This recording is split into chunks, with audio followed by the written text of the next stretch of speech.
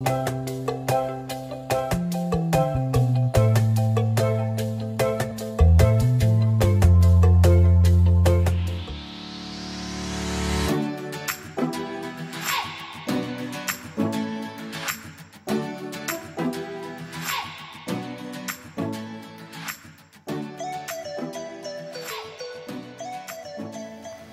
government and people of St. Kitts and Nevis have provided us with an atmosphere that is conducive for such discussions, allied with excellent arrangements to conduct our affairs.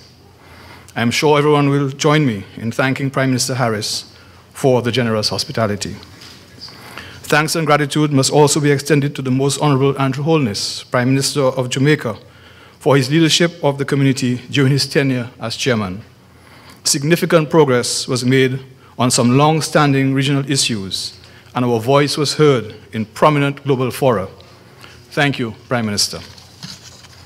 That leadership role has been passed seamlessly to the Prime Minister of St. Kitts and Nevis, Dr. Harris, Prime Minister Harris, who has taken in stride a hectic and challenging schedule that has been thrust upon him due primarily to events in our wider region over the past 2 months.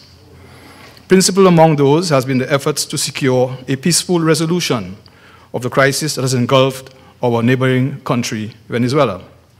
Our heads of government have had 2 emergency meetings earlier this year to find a way forward in that regard.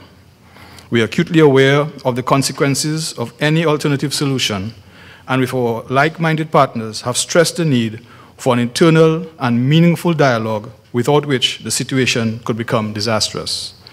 The community maintains that the solution must come from among the Venezuelan people and abides by the internationally recognized and accepted principles of non-interference, non-intervention in the affairs of states, respect for sovereignty, adherence to the rule of law, and respect for human rights and democracy. And that principle of non-interference also applies as we confront a persistent threat to our efforts at development. I refer to the labeling of our countries by the European Union as non-cooperative tax jurisdictions that refuse to comply with what they determine to be tax good governance standards.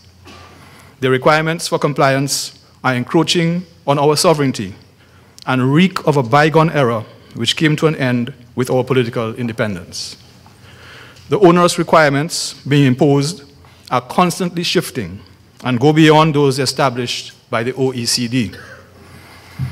Financial services provide significant revenue for many of our member states and therefore are an important source of domestic resources.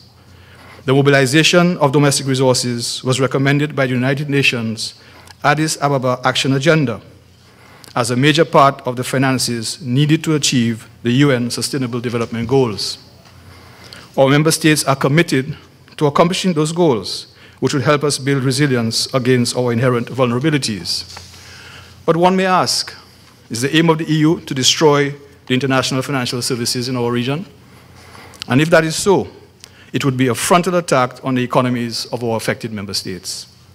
Ironically, a recent study by a tax specialist group pointed out that countries like ours, currently blacklisted by the EU, are responsible for just 1% of the financial services affecting EU member states. Last week, the Honorable Alan Chastanet, Prime Minister of St. Lucia, led a CARICOM delegation to engage the EU on this issue. I would like to thank the government of Romania, the current chair of the EU, for giving us the opportunity to speak for the first time to the chairman of the council that determines compliance.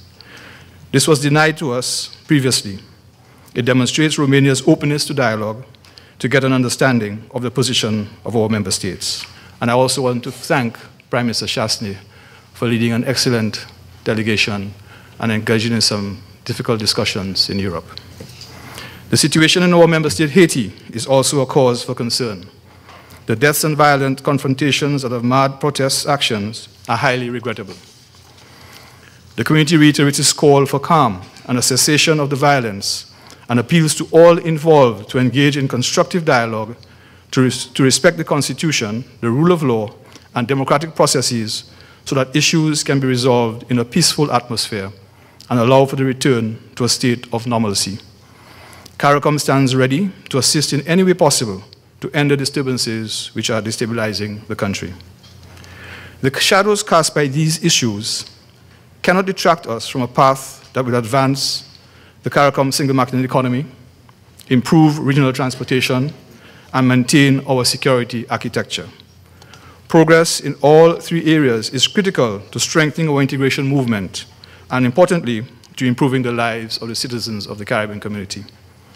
Since the heads of government met in special session on the CSME last December, the councils of the community have been engaged in seeking to ensure that the mandates set out are fulfilled.